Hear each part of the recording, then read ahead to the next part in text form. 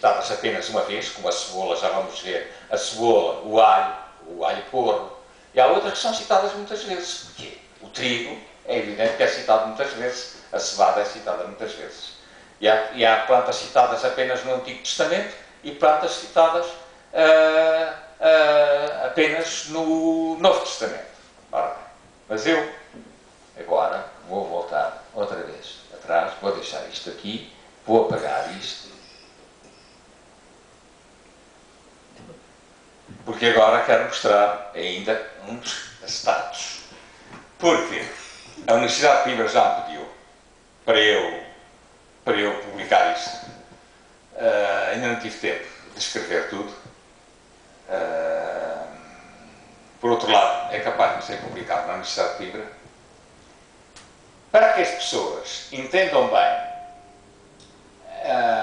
eu faço umas pequenas explicações, porque muita gente que vai ler vai ler o trabalho não segue religião nenhuma, não é? De maneira que é preciso a gente explicar-lhes isso tudo. O Antigo Testamento foi escrito, portanto, como ainda há bocado vimos isso, nem todos os documentos a que se chamam livros, mas eram documentos, chamam-se livros nas Bíblias, mas eles até nem tinham títulos. Os títulos só foram colocados depois nas traduções, não tinham títulos. Pentateuco, Gênesis, Êxodo, não tinham títulos. Nem todos foram canonizados. Não é? Uns porque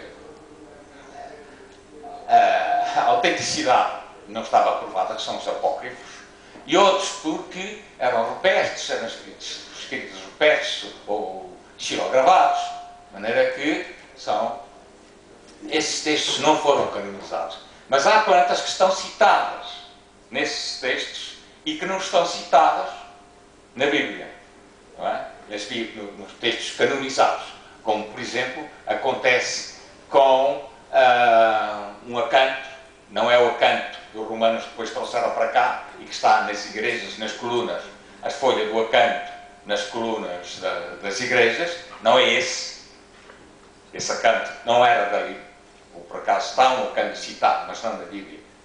Na Bíblia está citado um outro, que não é este, o da Síria, e está também a sardilha, que é uma planta que nós temos, que é espontânea, em Portugal, e que nós pomos muito nas estradas e nas autoestradas, felizmente. Porque eu depois fiz uma demonstração de que esta planta é uma planta muito importante. Dá umas flores brancas ou cor-de-rosa. Há pessoas que lhe chamam oleandro. E havia muito na faixa central da autoestrada entre Vila Franca e Lisboa, mas depois tiraram, infelizmente, para aumentar as faixas e não as puseram de lado. Isto é uma planta portuguesa, aliás, as autoestradas usam fundamentalmente plantas portuguesas, nas estradas é que não, mas nas autoestradas mais ou menos uma obrigação que há. Esta planta é muito importante porque absorve o chumbo dos automóveis, fixam e não morre. É citada nos apócrifos, mas o que está no Antigo Testamento, em Isaías, já vou explicar o que é aquele este, não há certeza absoluta, porque, como estão a ver, estão ali as palavras que depois, isto é a mesma coisa, é um T, mas devia ser um D. Não há a certeza absoluta. Bom, portanto, a Bíblia tem, pois, os livros, o Pentateuco, que tem outros livros, a Gênesis, o Êxodo, e que têm todas umas siglas.